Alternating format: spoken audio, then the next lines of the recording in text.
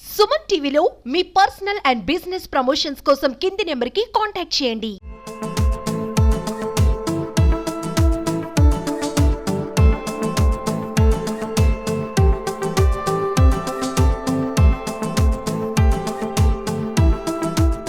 Welcome to Suman TV. నేను మీ సుప్రసాద్. ప్రస్తుతం మనం చూస్తున్నదైతే మాత్రం రైస్ బీర్ అంటారు.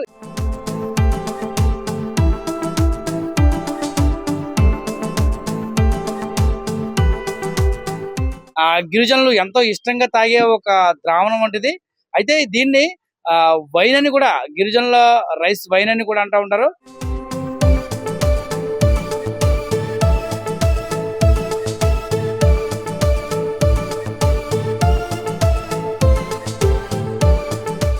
ఇది ఏమాత్రం ఆరోగ్యానికి హానికరం కాకుండా వారైతే మాత్రం కడుపు చల్లగా ఉంటుందని దీన్ని సేవిస్తూ ఉంటారు. అంటే ప్రధానంగా సంతల్లో, వారపు సంతలు అయితే మాత్రం దీన్ని అక్కడ పెట్టయితే అమ్ముతూ ఉంటారు కొంతమంది.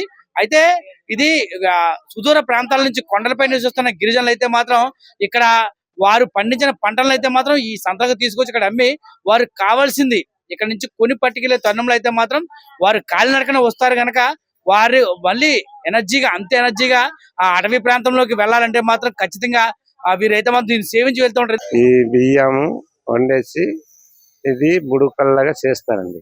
చేస్తే అది మా ఒళ్ళకు కొంత శక్తి వస్తుంది, తాగితే అది కూల్ ఉంటదండి. ఇంటికి వెళ్ళే వరకు మాకు ధీమా ఉంటది. అది దానివల్ల మాకు ఒళ్ళు సులభంగా ఉంటది. ఉదయం లేస్తే ఎంత పనైనా ఉదయం మళ్ళీ చేయవలసి. ఇది చల్లగా చలవ చేస్తుంది, మంచికి ఆరోగ్యం కూడా మంచిగా ఉంటదండి. ఇది బియ్యంతో తయారవుతుంది, ఆకలికి పనిచేస్తుంది, కడుపు నిండుతుంది. దీని వలన ఏం అవ్వదు, ఏటు బాధలు రావు. ఇది కూడా బియ్యమే, అవి కూడా బియ్యమే, బియ్యంతోనే తయారవుతుంది. ఇది ఘాటి ఏరియా వాళ్ళు ఆకలికి వస్తారనా తాగేసి వెళ్తారు. దీని వలన ఏ ప్రోగ్రాం రావు. ఇది అన్నం వండుతాం, అన్నం వండేసి ఒక చిన్న బలకలోని పోసేస్తాము. పోసిన తర్వాత చల్లగా అయిపోతే కుండలోని ఈ మందు నూరేసి అక్కడ 5 రోజులు ఈడేస్తాం. 5 రోజుల తర్వాత నీళ్ళు పోస్తాం.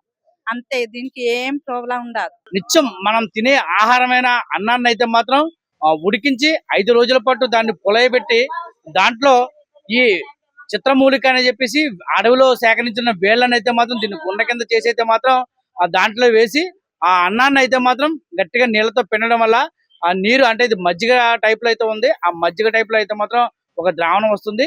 దీన్ని సేవించడం వల్ల కడుపులోని అనారోగ్యాలు ఏమీ రాకుండా నులుపురుగులు పోవడంతో పాటు వారైతే మాత్రం ఎంతో ఎనర్జీగా, అంటే చాలా ఉత్సాహంగా అయితే మాత్రం అటవీ ప్రాంతాన్ని కొండలు ఎక్కుతారని అయితే మాత్రం చెప్తున్నారు. బీర్ అంటే దీని బియ్యంతో తయారవుతుంది. బియ్యంతో అంటే ఆ బియ్యాన్ని అన్నం వండేస్తారు. అన్నం వండి నేలతో పోసేస్తారు కింద పోసేసిన తర్వాత చల్లవారుతుంది. చల్లవారిన తర్వాత దానికి ఈ మందు గుండాలు కలిపి మరి నూరేసి కలిపేసి మరి కుండలో అది ఎత్తుతారు. కుండలో ఎత్తి 3 రోజులు పోయిన తర్వాత నీళ్లు పోస్తారు. నీళ్లు పోసి మళ్ళీ నీళ్లు కలిపేసి అక్కడ ఉడకట్టి తెస్తున్నాం అన్నమాట. దీన్ని తాగితే ఏం ప్రాబ్లం ఏమి ఉండదు. ఆకలికి, దాహంకి అన్నిటికి పనికి వస్తుంది.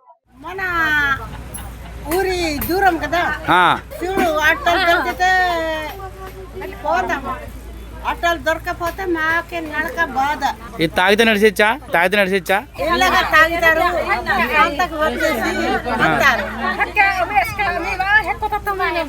మాకే ఆంకలి లేదు, నొప్పి లేదు. మహిళలు, పెద్దలు, పిల్లలు కూడా దీని అయితే మాత్రం ఎంతో ఇష్టంగా సేవిస్తున్నారు. అంటే పట్టణ ప్రాంతాల్లో ఉన్నవారు మద్యానికి బానిసై అటు బ్రాందీ, విస్కీలు తాగుతూ అనారోగ్యానికి గురవుతుండగా, ఏజెన్సీ ప్రాంతంలో ఉన్న గిరిజనులు సహజసిద్ధంగా తయారు చేసుకున్న వారు ఏదైతే సొంతంగా అన్నంతో తయారు చేసుకున్న రైస్ బీర్ని, రైస్ వైన్ అని కూడా అంటారు, దీన్ని తాగడం వల్ల వీరు ఆరోగ్యంగా ఉండడంతో పాటు వారికి రోగాలు మటుమాయం అవుతుండడంతో పాటు ఎంతో ఆరోగ్యకరంగా ఉన్నారైతే మాత్రం చెప్తారు. దీన్ని అయితే మాత్రం చాలా మంది మహిళలు అయితే మాత్రం, చాలా మహిళలు అయితేనేమి పురుషులు అయితే చాలా ఇష్టంగా అయితే సేవిస్తున్నారు.